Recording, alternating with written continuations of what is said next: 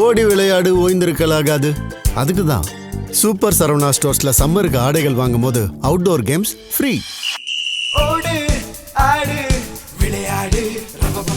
Super Saravana stores summer கோடையை கொண்டாடலாம்.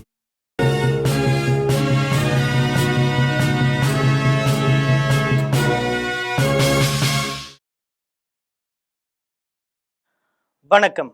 GeM செய்திகளுக்காக நான் அரசு. இந்திய நேரப்படி காலை 8:30 மணி செய்திகள். முதலில் ஜெம் தலைப்புச் செய்திகளை காணலாம்.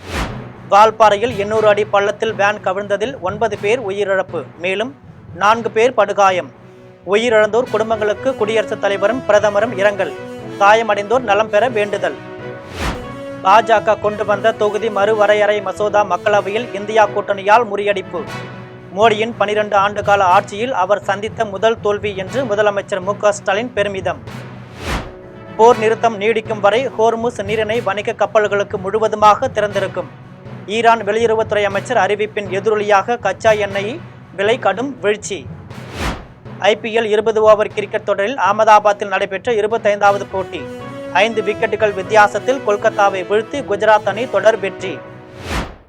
இனி விரிவான செய்திகளை காணலாம். பொள்ளாச்சி அருகே வால்பாறையில் 13வது கொண்டை ஊசி வளைவில் தடுப்பு சுவரில் மோதி 800 அடி பள்ளத்தில் வேன் கவிழ்ந்ததில் 9 பேர் உயிரிழந்தனர். 4 பேர் படுகாயமடைந்துள்ளனர். உயிரிழந்தோர் குடும்பங்களுக்கு குடியரசுத் தலைவர் திரௌபதி முர்மு, பிரதமர் நரேந்திர மோடி ஆகியோர் இரங்கல் தெரிவித்துள்ளனர். கேரள மாநிலம் மலப்புரத்தை சேர்ந்த 16 பேர் வேனில் வால்பாறைக்கு சுற்றுலா வந்துள்ளனர். வால்பாறை முழுவதும் சுற்றி பார்த்துவிட்டு நேற்று மாலை பொள்ளாச்சி வழியாக கேரளத்திற்கு செல்ல வேனில் வந்து கொண்டிருந்த போது வால்பாறை மலைப்பகுதியில் உள்ள 13வது கொண்டை ஊசி வளைவில் ஓட்டுநரின் கட்டுப்பாட்டை இழந்த வேன் தடுப்பு சுவரில் மோதி 800 அடி பள்ளத்தில் கவிழ்ந்து 11வது கொண்டை ஊசி வளைவில் விழுந்து நொறுங்கியது. இந்த விபத்தில் வேனில் இருந்த 16 பேரில் 7 பெண்கள் உட்பட 9 பேர் நிகழ்விடத்திலேயே உயிரிழந்தனர். 4 பேர் படுகாயத்துடன் பொள்ளாச்சி அரசு மருத்துவமனையில் சிகிச்சை பெற்று வருகின்றனர். சுற்றுலா வேனில் வந்தவர்கள் கேரள மாநிலம் பெருந்தலைமன்னா தனியார் பள்ளியை சேர்ந்த ஆசிரியர்கள், நிர்வாகிகள் என தெரிய வந்துள்ளது. விபத்து குறித்து செய்தியை அறிந்த குடியரசுத் தலைவர் திரௌபதி முர்மு இரங்கல் தெரிவித்துள்ளார். அவர் விடுத்துள்ள செய்தியில் வால்பாறையில் நேர்ந்த பயங்கர விபத்தில் உயிரிழப்பு நேர்ந்தது ஆழ்ந்த வருத்தம் அளிப்பதாக குறிப்பிட்டுள்ளார். உயிரிழந்தோரின் குடும்பத்தினருக்கு இரங்கல் தெரிவித்துள்ளார். காயமடைந்தோர் விரைவில் குணம் பெற இறைவனை வேண்டிக் கொண்டுள்ளார். பிரதமர் நரேந்திர மோடி விடுத்துள்ள செய்தியில் தமிழ்நாட்டின் கோயம்புத்தூரில் நிகழ்ந்த விபத்தை அறிந்த மிகுந்த வேதனமடைந்ததாகவும் அன்புக்குரியவர்களை இழந்தவர்களுக்கு ஆழ்ந்த இரங்கலை தெரிவித்துக் கொள்வதாகவும் குறிப்பிட்டுள்ளார்.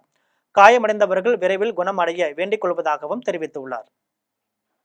பாஜக கொண்டு வந்த தொகுதி மறுவரையறை மசோதா இந்தியா கூட்டணியால் முறியடிக்கப்பட்டுள்ளது என்று முதலமைச்சர் மு.க. ஸ்டாலின் பெருமிதமாக தெரிவித்துள்ளார்.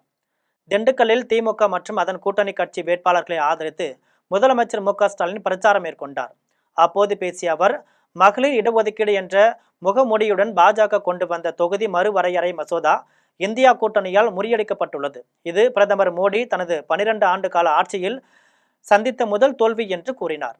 தொடர்ந்து தமிழ்நாட்டை உரசி பார்க்காதீர்கள், தாங்க மாட்டீர்கள் என தான் சொன்னது பலித்தது என தெரிவித்தார். மேலும் பாஜகவிடம் அடிமையாக இருக்கும் எடப்பாடி பழனிசாமி பேசாமல் தனது கட்சியை கலைத்துவிட்டு பாஜகவில் இணைந்து விடலாம் என்று விமர்சித்தார். போர் நிறுத்தத்தின் போது ஹோர்முஸ் நீரிணை திறந்திருக்கும் என்று ஈரான் அறிவித்ததால் பன்னாட்டு சந்தையில் எண்ணெய் விலை கடும் வீழ்ச்சியடைந்துள்ளது. அமெரிக்காவும் இஸ்ரேலும் ஈரானுடன் போர் நிறுத்தம் செய்து கொண்டுள்ளன. இந்த நிலையில் இந்த போர் நிறுத்தம் நீடிக்கும் வரை வணிக கப்பல்களுக்காக ஹோர்முஸ் நீரிணை முழுவதும் திறந்திருக்கும் என்று ஈரான் வெளியுறவு அமைச்சர் அப்பாஸ் அராக்சி அறிவித்துள்ளார். இந்த அறிவிப்பின் எதிரொலியாக பன்னாட்டு சந்தையில் கச்சா எண்ணெய் விலை கடும் வீழ்ச்சியடைந்துள்ளது. வெள்ளியன்று காலையில் ஒரு பீப்பாய் $98 இருந்த பிரண்ட கச்சா எண்ணெய் விலை இந்த அறிவிப்புக்கு பிறகு $88 வீழ்ச்சியடைந்துள்ளது. அமெரிக்காவும் இஸ்ரேலும் ஈரான் மீதான போரை தொடங்கும் முன் $70 இருந்த பிரண்ட் கச்சா எண்ணெய் விலை போர் உச்சக்கட்டத்தை அடைந்த போது $119 உயர்ந்தது குறிப்பிடத்தக்கது. ஹோர்முஸ் நீரிணை திறந்திருக்கும் என்ற ஈரானின் அறிவிப்பை அமெரிக்க அதிபர் டொனால்டு ட்ரம்ப் வரவேற்றுள்ளார். IPL 20 ஓவர் கிரிக்கெட் தொடரின் 25வது போட்டியில் கொல்கத்தாவை வீழ்த்தி குஜராத் அணி வெற்றி பெற்றுள்ளது. அகமதாபாத்தில் உள்ள நரேந்திர மோடி மைதானத்தில் 19வது IPL 20 ஓவர் கிரிக்கெட் தொடரின் 25வது போட்டி நடைபெற்றது. இந்த போட்டியில் குஜராத் டைட்டன்ஸ் மற்றும் கொல்கத்தா நைட் ரைடர்ஸ் அணிகள் மோதின. டாஸ் வென்ற கொல்கத்தா நைட் ரைடர்ஸ் அணி முதலில் பேட்டிங் தேர்வு செய்தது. 20 ஓவரில் 10 விக்கெட் இழப்பிற்கு 180 ரன்கள் எடுத்தது. இதில் மிகவும் சிறப்பாக விளையாடிய கேம்ரான் கிரீன் 79 ரன்கள் எடுத்து அசத்தினார். இதையடுத்து 181 ரன்கள் எடுத்தால் வெற்றி என்ற இலக்குடன் களமிறங்கிய குஜராத் அணி 19 ஓவரில் 5 விக்கெட் இழப்பிற்கு 181 ரன்கள் எடுத்து வெற்றி பெற்றது. இதில் கேப்டன் சுமன் அதிரடியாக விளையாடி 86 ரன்கள் எடுத்தார். மகளிருக்கு இடஒதுக்கீடு வழங்கவும் தொகுதி மறுவரையறை செய்யவும் வகை செய்யும் அரசியலமைப்பு சட்ட திருத்த மசோதா மக்களவையில் 2/3 பங்கு வாக்குகளை பெறாததால் தோல்வியடைந்தது. நாடாளுமன்றத்திலும் மாநில சட்டமன்றங்களிலும் மகளிருக்கு 1/3 பங்கு இடஒதுக்கீடு வழங்கவும் அதற்கு ஏதுவாக தொகுதிகளின் எண்ணிக்கையை 50 விழுக்காடு உயர்த்தவும் வகை செய்யும் சட்ட திருத்த மசோதா மக்களவையில் தாக்கல் செய்யப்பட்டது. அதன் மீது உறுப்பினர்களின் விவாதம் 2 நாட்களாக நடைபெற்றது.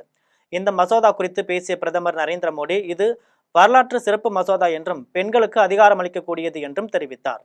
எதிர்க்கட்சித் தலைவர் ராகுல் காந்தி சாதிவாரி மக்கள் தொகை கணக்கெடுப்பு பின் தொகுதி மறுவரையறையும் பிற்படுத்தப்பட்டோருக்கு இடஒதுக்கீடும் கொண்டு வந்திருக்க வேண்டும் என்று தெரிவித்தார். பிரதமர் ஒரு மந்திரவாதி என்றும் ராகுல் காந்தி கூறினார். மசோதா மீதான விவாதத்திற்கு பின் பதிலளித்து பேசிய உள்துறை அமைச்சர் அமித்ஷா மகளிருக்கான மசோதா நிறைவேற்றுவதற்கு தடையாக யார் இருக்கின்றனர் என்பதை இந்த நாட்டின் பெண்கள் பார்த்து கொண்டிருப்பதாக கூறினார். அதன்பின் மசோதா மீது பகுதி வாரியாக வாக்கெடுப்பு நடைபெற்றது. மக்களவையில் நடைபெற்ற வாக்கெடுப்பில் மொத்தம் 489 வாக்களித்தனர். இதில் மசோதாவிற்கு ஆதரவாக 278 பேரும் எதிராக 211 பேரும் வாக்களித்திருந்தனர். அரசியலமைப்பு சட்ட மசோதாவுக்கு 2/3 பங்கு வாக்குகள் பெற வேண்டும் என்பதால் மசோதா தோல்வியடைந்தது. 489 பேர் வாக்களித்த நிலையில் 326 வாக்குகள் பெற்றிருந்தால் மசோதா வெற்றி பெற்றிருக்கும். அதற்கு குறைவாகவே மசோதாவுக்கு ஆதரவு இருந்ததால் அது தோல்வியடைந்தது. அருப்புக்கோட்டை தொகுதியில் போட்டியிடும் திமுக வேட்பாளர் ராமச்சந்திரன் அனைவரையும் சொந்தக்காரர்களாக கருதுவதாக கூறி வாக்கு சேகரித்தார். விருதுநகர் மாவட்டம் அருப்புக்கோட்டை தொகுதி திமுக வேட்பாளர் ராமச்சந்திரன் கல்லுப்பட்டி, ஆமணுக்கு நத்தம், குருந்தமடம், நல்லூர்பட்டி, வதுவார்பட்டி, போடம்பட்டி, ராமலிங்காபுரம், சிதம்பராபுரம், ராமநாயக்கன்பட்டி ஆகிய ஊர்களில் சுட்டெரிக்கும் வெயிலையும் பொருட்படுத்தாமல் பரப்புரை செய்தார். அப்போது பேசிய அவர் தொகுதியில் உள்ள அனைவரையும் சொந்தக்காரர்களாக தான் நினைப்பதாக கூறினார். தொகுதிக்குட்பட்ட அனைத்து ஊர்களுக்கும் தேவையான அடிப்படை கட்டமைப்பு வசதிகளை செய்து கொடுத்துள்ளதாக தெரிவித்தார். சேலம் மாவட்டம் ஓமலூர் தொகுதியில் தேர்தல் பரப்புரை சூடுபிடித்துள்ள நிலையில் தேமுதிக வேட்பாளர் இளங்கோவன் ஓமலூர் பேரூராட்சியின் 15 வார்டுகளிலும் வாக்கு சேகரித்தார். சேலம் மாவட்டம் ஓமலூர் சட்டமன்ற தொகுதி மதசார்பற்ற முற்போக்கு கூட்டணி தேமுதிக வேட்பாளர் இளங்கோவன் ஓமலூர் பேரூராட்சியின் 15 வார்டுகளிலும் வீடு வீடாக சென்று பொதுமக்களிடம் வாக்கு சேகரித்தார். அவருக்கு பெண்கள் ஆரத்தி எடுத்தும் மலர்கள் தூவியும் வரவேற்பு அளித்தனர். வான வேடிக்கை நடத்தியும் ஆதரவாளர்கள் மகிழ்ச்சியை வெளிப்படுத்தினர். வார்டு வாரியாக கவுன்சிலர்களும் திமுக நிர்வாகிகளும் வேட்பாளருக்கு பொன்னாடை போர்த்தி வாழ்த்துக்களை தெரிவித்தனர். அப்போது தேர்தல் பார்வையாளர் சுகவனம், ஒன்றிய செயலாளர் ரமேஷ், பேரூராட்சி தலைவர் செல்வராணி, துணைத் தலைவர் புஷ்பா, நகர செயலாளர் ரவிச்சந்திரன், மகேந்திரன் ஆகியோர் கலந்து கொண்டனர். இஸ்லாமியர்களை இரும்பு மனிதராக நின்று முதலமைச்சர் பாதுகாத்து வருவதாக திமுக வேட்பாளர் நிவேதா தெரிவித்துள்ளார். மயிலாடுதுறை மாவட்டம் பூம்புகார் தொகுதி திமுக வேட்பாளர் நிவேதா ஆக்கூர், மாத்தூர், முக்கரும்பூர், திருச்சம்பள்ளி உள்ளிட்ட கிராமங்களில் வீதி வீதியாக திறந்த வாகனத்தில் சென்று உதயசூரன் சின்னத்தில் பொதுமக்களிடம் வாக்களிக்குமாறு பரப்புரை மேற்கொண்டார். தொடர்ந்து இஸ்லாமியர்கள் வசிக்கும் பகுதியான வடகரை மற்றும் அரங்கக்குடி பள்ளிவாசலில் தொழுகை முடித்து வந்தவர் இஸ்லாமியர்களிடம் தான் செய்த நலத்திட்டங்களை எடுத்து கூறி ஆதரவு திரட்டினார். மேலும் இஸ்லாமியர்களை இரும்பு மனிதராக நின்று முதலமைச்சர் பாதுகாத்து வருவதாகவும் அனைவரும் உதயசூரியன் சின்னத்தில் வாக்களிக்குமாறு கேட்டுக்கொண்டார். முன்னதாக பல்வேறு இடங்களில் வேட்பாளருக்கு மாலை, சால்வை அணிவித்து வரவேற்பு அளிக்கப்பட்டுள்ளது. கீழ்பெண்ணாத்தூர் தொகுதி அதிமுக வேட்பாளர் எஸ் ராமச்சந்திரனை ஆதரித்து அதிமுகவினர் வீடு வீடாக சென்று இரட்டை இலை சின்னத்திற்கு வாக்குகள் சேகரித்தனர். திருவண்ணாமலை மாவட்டம் கீழ்பெண்ணாத்தூர் சட்டமன்ற தொகுதியில் போட்டியிடும் அதிமுக வேட்பாளரும் முன்னாள் அமைச்சருமான எஸ் ராமச்சந்திரன் தொகுதிக்கு உட்பட்ட பல்வேறு பகுதிகளில் இரட்டை இலை சின்னத்திற்கு வாக்குகளை சேகரித்தார்.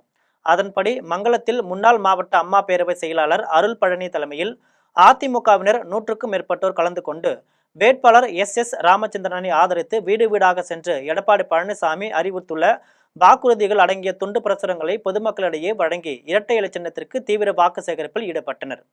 வாக்கு சேகரிக்கும் நிகழ்ச்சியில் அதிமுக மற்றும் கூட்டணி கட்சியின் மாவட்ட, ஒன்றிய, நகர, கிளை கழக பொறுப்பாளர்கள், தொண்டர்கள் என 100க்கும் மேற்பட்டோர் கலந்து கொண்டு வீடு வீடாக சென்று இரட்டை இலை சின்னத்திற்கு தீவிர வாக்கு சேகரிப்பில் ஈடுபட்டனர். திமுகவில் பெண்களுக்கு முன்னுரிமை அளிப்பதில்லை என்றும் அக்கட்சியில் கனிமொழி கூட ஓரங்கட்டப்படுவதாகவும் தனது மகன் உதயநிதி ஸ்டாலினை முன்னிறுத்துவதையே முதலமைச்சர் மு க ஸ்டாலின் நோக்கமாக கொண்டுள்ளார் என்றும் விளவங்கோட்டில் பாஜக வேட்பாளர் விஜயதரணி தெரிவித்தார். விளவங்கோடு தொகுதியில் போட்டியிடும் பாஜக வேட்பாளர் விஜயதரணி தொகுதிக்கு உட்பட்ட ரவி புதூர்கடை உள்ளிட்ட பகுதிகளில் கூட்டணி கட்சி நிர்வாகிகளுடன் தாமரை சின்னத்திற்கு வாக்குகள் சேகரித்தார். இதனிடையே வேட்பாளர் விஜயதரணி செய்தியாளர்களை சந்தித்து பேசினார். அப்போது மாநில சட்டமன்றங்களிலும் நாடாளுமன்றத்திலும் 33% இடஒதுக்கீடு பெண்களுக்கு பெரிதும் பயனளிக்கும் என்றும் அது அவர்களின் பிரச்சனைகளை மிகவும் திறம்பட விவாதிக்க வழிவகுத்து அரசியல் அமைப்பில் ஒரு முழுமையான மாற்றத்தை ஏற்படுத்தும் என்றும் பாஜக வேட்பாளர் விஜயதரணி தெரிவித்தார். கொடுக்கிற இடத்தில் இன்றைக்கு பிரதமர் மோடி அவர்கள் கருத்தை தெரிவித்திருக்கிறார் பாராளுமன்றத்தில். குறிப்பாக மகளிர் மசோதா இன்றைக்கு அமலுக்கு வருவது மிக சந்தோஷமான ஒரு சூழ்நிலை. குறிப்பாக என்னை போன்றவர்கள் தொடர்ந்து மகளிர் மசோதா அமலுக்கு வர வேண்டும் என்று சட்டம் இயற்றப்பட வேண்டும் என்று கேட்ட சூழ்நிலையில் பிரதமர் மோடியின் முயற்சியால் அது சட்டமாகி தற்பொழுது இன்றையிலிருந்து அமலுக்கு வருகிறது என்றால் அது மகிழ்ச்சியை அளிக்கிறது. திமுக ஆட்சியில் எல்லோருக்கும் எல்லாம் கிடைக்க வேண்டும் என பல திட்டங்களை செயல்படுத்தி நல்லாட்சி நடந்துள்ளது என்று திமுக வேட்பாளர் ஜோதி தெரிவித்துள்ளார்.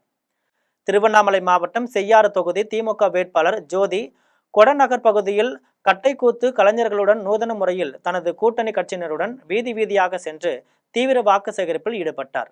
அப்போது அவருக்கு அப்பகுதி மக்கள் ஆரத்தி எடுத்து உற்சாக வரவேற்பு அளித்தனர். அந்நிகழ்வில் பேசிய அவர், திராவிட மாடல் அரசு சொன்ன தேர்தல் வாக்குறுதிகளை அனைத்து நிறைவேற்றிவிட்டு எல்லோருக்கும் எல்லாம் கிடைக்க வேண்டும் என பல திட்டங்களை செயல்படுத்தி நல்லாட்சி நடந்துள்ளது என்று தெரிவித்தார். தொடர்ந்து மீண்டும் திமுக ஆட்சி மலர வேண்டும் என்று கூறி அச்சிடப்பட்ட துண்டு பிரசுரங்களை பொதுமக்களிடம் வழங்கி வாக்கு சேகரித்தார். திருப்பூர் மாநகராட்சியின் 60 வார்டுகளிலும் 4 ஆண்டு ஆட்சி காலத்தில் அடிப்படை உட்கட்டமைப்பு வசதிகளை செய்துள்ளதாக துணை மேயர் பாலசுப்ரமணியம் தெரிவித்துள்ளார். திருப்பூர் மாநகராட்சி துணை மேயர் பாலசுப்ரமணியம் ஜெம் தொலைக்காட்சிக்கு பேட்டியளித்தார். அப்போது திருப்பூரில் ஒவ்வொரு வார்டுக்கும் 10 கோடி ரூபாய் ஒதுக்கி பணிகள் நடந்து கொண்டிருப்பதாக தெரிவித்தார். 4வது குடிநீர் திட்டம் முடியும் தருவாயில் உள்ளதாகவும் அனைத்து பகுதிகளிலும் 4 நாளைக்கு ஒரு முறை கண்டிப்பாக தண்ணீர் வரும் என்றும் கூறினார். இந்தியாவில் எங்கும் இல்லாத வகையில் தமிழ்நாட்டில் திமுக ஆட்சியில் காலை உணவு திட்டத்தில் மாணவர்களுக்கு 6 நாட்களுக்கு அறுசுவை உணவு வழங்கப்படுவதாக தெரிவித்தார். இந்த 4 காலங்களில் 60 வார்டுகளிலும் செய்யாத வேலைகளெல்லாம் செஞ்சிருக்கிறோம். நிறைய ஒவ்வொரு வார்டுக்கும் மினிமம் ஒரு 10 கோடி ரூபாய் மேலே ஒதுக்கி இந்த வேலையெல்லாம் நடந்துச்சு. இது வரைக்கும் இந்த மாதிரி ஒரு வேலை எப்பவுமே நடந்ததில்லை. காஞ்சிபுரம் சட்டமன்ற தொகுதி தமிழக வெற்றி கழகத்தின் வேட்பாளர் ரஞ்சித் குமார் வாலாஜாபாத் ஒன்றிய பகுதிகளில் தீவிர வாக்கு சேகரிப்பில் ஈடுபட்டார். தமிழக வெற்றி கழகத்தின் காஞ்சிபுரம் சட்டமன்ற தொகுதி வேட்பாளர் ரஞ்சித் குமார் சிறுவாக்கம், மோட்டூர், புதுப்பாக்கம், புத்தேரி, கோவிந்தவாடி, அகரம், படுநெல்லி ஆகிய ஊராட்சிகளில் வாக்கு சேகரித்தார். வாலாஜாபாத் வடக்கு ஒன்றிய செயலாளர் சதீஷ்குமார் ஏற்பாட்டில் அனைத்து ஊராட்சிகளிலும் வேட்பாளருக்கு சிறப்பான முறையில் வரவேற்பு அளிக்கப்பட்டது. மலர் தூவி மாலை அணிவித்து பொன்னாடை போர்த்தி வரவேற்பு அளிக்கப்பட்டது. வேட்பாளர் ரஞ்சித் குமார் கோவிந்தன் வாடி, அகரன், தட்சிணாமூர்த்தி கோவிலில் தரிசனம் செய்து பரப்புரையை தொடங்கினார். அப்போது பேசிய அவர், தான் வெற்றி பெற்றால் மக்களுக்கு தேவையான அடிப்படை வசதிகளை செய்து தருவதாக உறுதியளித்தார். இந்நிகழ்வில் காஞ்சிபுரம் மாவட்ட மாநகர ஒன்றிய கிளை செயலாளர்கள், உறுப்பினர்கள், தொண்டர்கள் கலந்து கொண்டனர். கோவில்பட்டி சட்டமன்ற தொகுதி தமிழக வெற்றி கழக வேட்பாளர் பாலசுப்ரமணியன் வீடு வீடாக சென்று வாக்கு சேகரித்தார். தூத்துக்குடி மாவட்டம் கோவில்பட்டி சட்டமன்ற தொகுதியில் தமிழக வெற்றி கழகம் சார்பில் பாலசுப்ரமணியம் போட்டியிடுகிறார். அவர் கோவில்பட்டி நகராட்சிக்கு உட்பட்ட முகமது சாலியாபுரம், புது கிராமம் உள்ளிட்ட பகுதிகளில் வீடு வீடாக சென்று வாக்கு சேகரிப்பில் ஈடுபட்டார். தமிழக வெற்றி கழகத்தின் தேர்தல் அறிக்கைகள் அடங்கிய துண்டு பிரசுரங்களை பொதுமக்களிடம் வழங்கி தனக்கு வாக்கு சேகரித்தார். சிலர் வீடுகளில் தமிழக வெற்றி கழகத்தின் சின்னமான விசில் வரைந்து வேட்பாளருக்கு வரவேற்பு அளித்தனர். வாக்கு சேகரித்த கோவில்பட்டி திமுக வேட்பாளர் கருணாநிதிக்கு மேலதாளங்கள் முழங்க பூக்கள் தூவி பொதுமக்கள் வரவேற்பு அளித்தனர். தூத்துக்குடி மாவட்டம் கோவில்பட்டி சட்டமன்ற தொகுதியில் திமுக சார்பில் கருணாநிதி போட்டியிடுகிறார். அவர் கோவில்பட்டி, கடலையூர் சாலை, வள்ளுவர் நகர் உள்ளிட்ட பகுதிகளில் தீவிர வாக்கு சேகரிப்பில் ஈடுபட்டார். வாக்கு சேகரித்த அவருக்கு பொதுமக்கள் மேலதாளங்கள் முழங்க பூக்கள் தூவியும் ஆரத்தி எடுத்தும் சிறப்பான வரவேற்பு அளித்தனர். திமுக ஆட்சியில் கொண்டு வரப்பட்டுள்ள நலத்திட்டங்கள், திமுக தேர்தல் வாக்குறுதிகள் ஆகியவற்றை பொதுமக்களிடம் எடுத்து கூறி கருணாநிதி வாக்கு சேகரிப்பில் ஈடுபட்டார். ஆவடி சட்டமன்ற தொகுதியில் போட்டியிடும் தமிழக வெற்றி கழக வேட்பாளர் ரமேஷ்குமார் இஸ்லாமியர்களிடம் தீவிர வாக்கு சேகரிப்பில் ஈடுபட்டார். திருவள்ளூர் மாவட்டம் ஆவடி சட்டமன்ற தொகுதியில் போட்டியிடும் தமிழக வெற்றி கழகத்தின் வேட்பாளர் ரமேஷ்குமார் தொகுதிக்கு உட்பட்ட பல்வேறு பகுதிகளில் விசில் சின்னத்திற்கு தீவிர வாக்கு சேகரிப்பில் ஈடுபட்டு வருகிறார். அதன்படி ஆவடி புதிய ராணுவ சாலையில் அமைந்துள்ள மஸ்ஜித் முபாரக் பள்ளிவாசலுக்கு சென்ற வேட்பாளர் ரமேஷ்குமார் தொழுகை முடித்து வெளியே வந்த இஸ்லாமிய மக்களிடம் விசில் சின்னத்திற்கு வாக்குகள் சேகரித்தார். அதனைத் தொடர்ந்து பொதுமக்களிடையே வேட்பாளர் ரமேஷ்குமார் பேசினார். அப்போது தொகுதி வளர்ச்சிக்கான திட்டங்களை செயல்படுத்துவேன் என்றும், அடிப்படை வசதிகளான குடிநீர், சாலை வசதி ஆகியவற்றை செயல்படுத்துவேன் என்றும், இளைஞர்களுக்கு வேலைவாய்ப்பு உள்ளிட்ட பல்வேறு கோரிக்கைகளை நிறைவேற்றுவேன் என உறுதியளித்தார். இதனைத் தொடர்ந்து ஆவடி மார்க்கெட், நேரு பஜார் சாலை, பழைய மாநகராட்சி அலுவலகம் உள்ளிட்ட சுற்று வட்டார பகுதிகளில் வேட்பாளர் ரமேஷ்குமார் பிரச்சாரம் மேற்கொண்டு விசில் சின்னத்திற்கு வாக்குகள் சேகரித்தார். காஞ்சிபுரம் மாவட்டம் உத்திரமேரூர் சட்டமன்ற தொகுதி பாமக வேட்பாளர் மகேஷ்குமார் தேசிய ஜனநாயக கூட்டணி கட்சி நிர்வாகிகளுடன் பினாயூர் ஊராட்சியில் தேர்தல் பரப்புரையில் ஈடுபட்டார். உத்திரமேரூர் பாமக வேட்பாளர் மகேஷ்குமார் அதிமுக தேர்தல் வாக்குறுதியான எரிவாயு சிலிண்டர், குளிர்சாதன பெட்டி, இருசக்கர வாகனம் ஆகியவற்றை காட்சி பொருளாக வாகனத்தில் வைத்தபடி மாம்பழ சின்னத்திற்கு பொதுமக்களிடையே வாக்கு சேகரித்தார். அதைத் தொடர்ந்து சாட்னஞ்சேரி, சீட்டனஞ்சேரி, குருமஞ்சேரி, காரம்பாக்கம் உள்ளிட்ட 20க்கும் மேற்பட்ட ஊராட்சிகளில் மாம்பழ சின்னத்திற்கு வாக்கு சேகரித்தார். இந்நிகழ்வில் முன்னாள் சட்டமன்ற உறுப்பினர் வாலாஜாபாத் கணேசன், ஒன்றிய செயலாளர் பிரகாஷ் பாபு, ஒன்றிய இளைஞர் அணி செயலாளர் உதயகுமார் உள்ளிட்டோர் கலந்து கொண்டனர். சீர்காழி சட்டமன்ற தொகுதி வாக்குப்பதிவு இயந்திரங்களில் சின்னங்கள் பொருத்தும் பணி வேட்பாளர்கள், முகவர்கள் முன்னிலையில் நடைபெற்றது. தமிழகத்தில் வரும் ஏப்ரல் 23ஆம் தேதி ஒரே கட்டமாக சட்டமன்ற தேர்தல் நடைபெற உள்ளது. இந்த நிலையில் சீர்காழி தொகுதியில் 1,19,539 ஆண் வாக்காளர்களும் 1,21,767 பெண் வாக்காளர்களும், இதர வாக்காளர்கள் 13 பேர் என மொத்தம் 2,41,319 வாக்காளர்கள் உள்ளனர். இதனிடையே சீர்காழி தொகுதியில் உள்ள 305 வாக்குச்சாவடிகளிலும் வேட்பாளர்களின் முகவர்கள் முன்னிலையில் வாக்குப்பதிவு இயந்திரங்கள் சீல் வைக்கப்பட்ட அறையிலிருந்து வேட்பாளர்களின் சின்னங்கள் பொருத்தும் பணிக்காக தேர்தல் நடத்தும் அலுவலர் சுரேஷ் தலைமையில் வெளியில் கொண்டு வரப்பட்டது.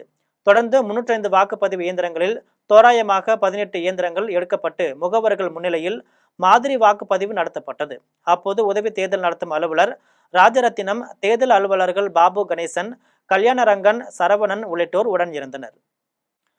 ஒரே இடத்தில் 3 கட்சியினர் துண்டு பிரசுரங்களை வழங்கி வாக்கு சேகரித்தது அனைவரையும் கவனத்தையும் ஈர்த்துள்ளது. தேனி மாவட்டம் பெரியகுளம் தொகுதி அதிமுக கூட்டணியின் அம்மா மக்கள் முன்னேற்ற கழக வேட்பாளர் கதிர்காமு தென்னகரை வாகம்புலி பகுதியில் உள்ள பள்ளிவாசல் தொழுகைக்கு வந்த இஸ்லாமியர்களிடம் வாக்கு சேகரிப்பில் ஈடுபட்டார். அப்பொழுது அங்கு விடுதலை சிறுத்தைகள் கட்சி வேட்பாளர் சக்திவேலை ஆதரித்தும், தமிழக வெற்றி கழகத்தின் வேட்பாளர் சபரி ஐயங்கரனை ஆதரித்தும் அவரது ஆதரவாளர்கள் வருகை புரிந்து வாக்கு சேகரிப்பில் ஈடுபட்டனர். ஒரே இடத்தில் 3 கட்சியினர் தங்களது சின்னம் மற்றும் கட்சியின் துண்டு பிரசுரங்களை வழங்கி வாக்கு சேகரிப்பில் ஈடுபட்ட செயல் அனைவரின் கவனத்தையும் ஈர்த்துள்ளது.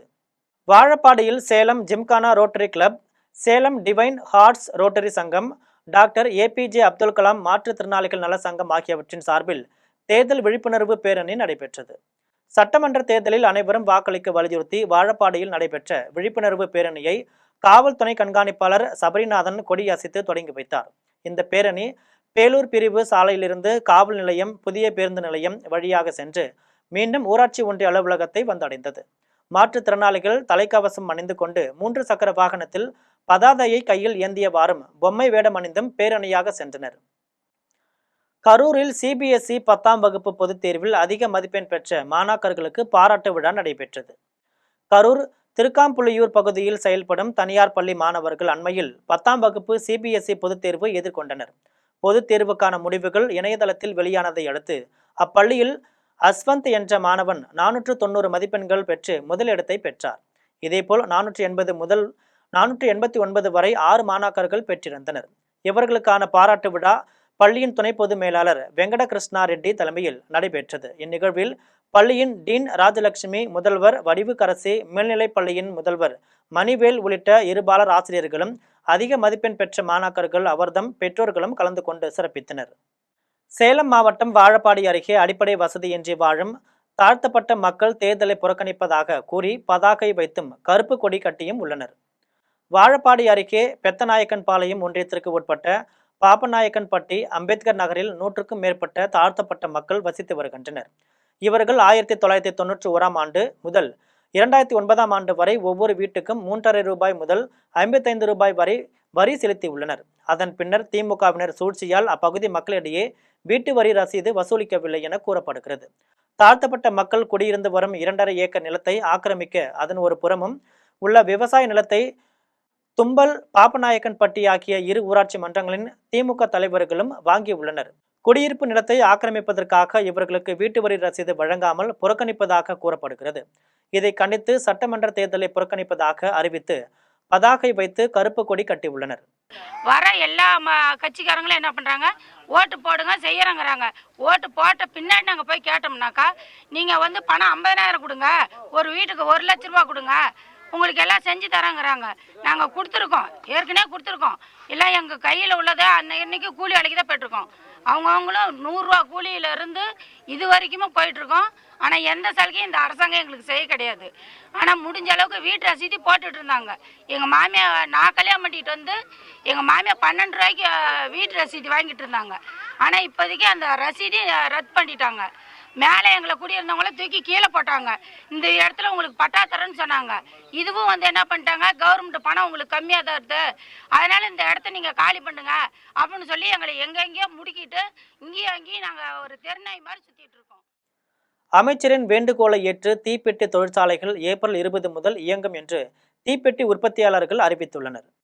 ஈரான் போர் காரணமாக தீப்பெட்டி உற்பத்தியின் மூலப்பொருட்களின் விலை உயர்ந்ததால் ஏப்ரல் 12 முதல் ஏப்ரல் 25 வரை தீப்பெட்டி தொழிற்சாலை கதவடைப்பு போராட்டம் நடைபெறும் என உற்பத்தியாளர்கள் அறிவித்திருந்தனர்.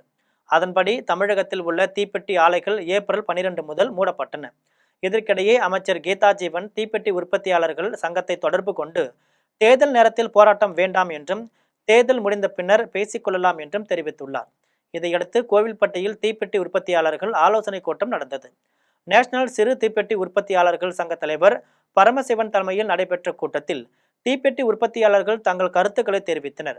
அதைத் தொடர்ந்து வரும் திங்கட்கிழமை முதல் தீப்பெட்டி ஆலைகளை திறப்பது என முடிவு எடுக்கப்பட்டது. தூத்துக்குடி மாவட்டம் கோவில்பட்டியிலிருந்து நேஷனல் சிறு தீப்பெட்டி உற்பத்தியாளர் சங்க தலைவர் பரமசிவம். ஈராக் போரின் காரணமாக தீப்பெட்டிக்கான மூலப்பொருட்கள் கடுமையான தட்டுப்பாடு மற்றும் விலை உயர்ற்றம். விலை தட்டுப்பாடு இயற்கையாகவும் செயற்கையாகவும் நடைபெற்றது.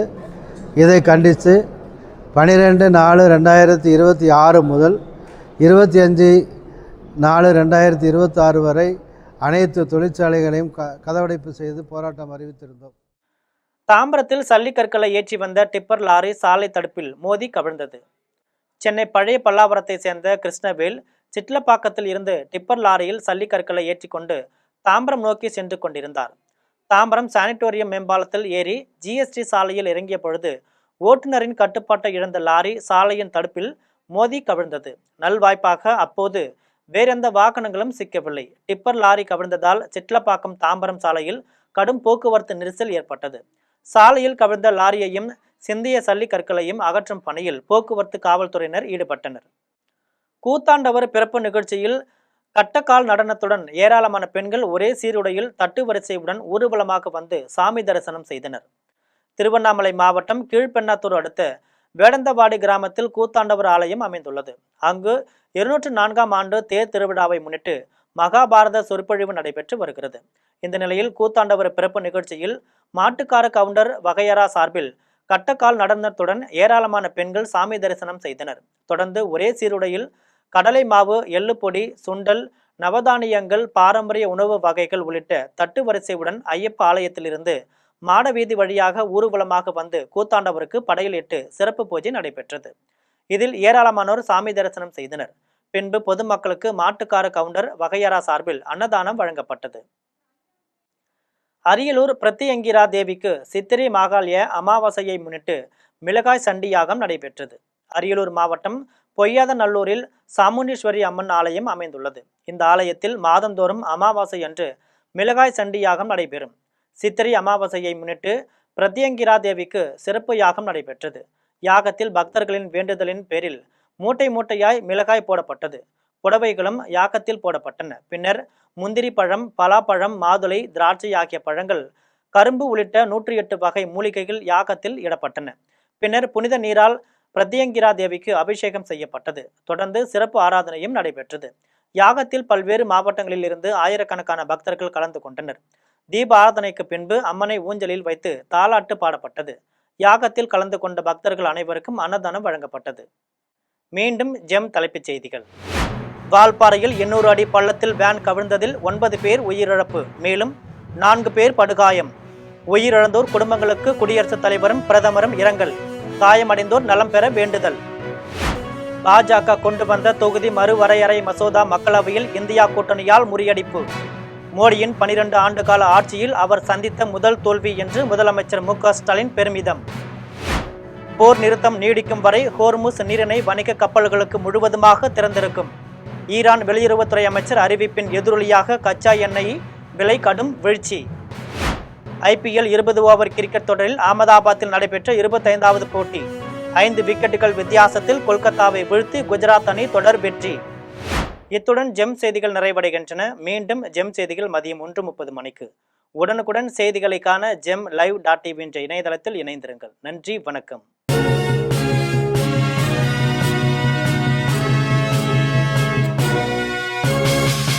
ஓடி விளையாடு ஓய்ந்திருக்கலாகாது. அதுக்கு தான் சூப்பர் சரவணா ஸ்டோர்ஸ்ல சம்மருக்கு ஆடைகள் வாங்கும் போது outdoor games free. Super Saravana stores summer கோடையை கொண்டாடலாம்.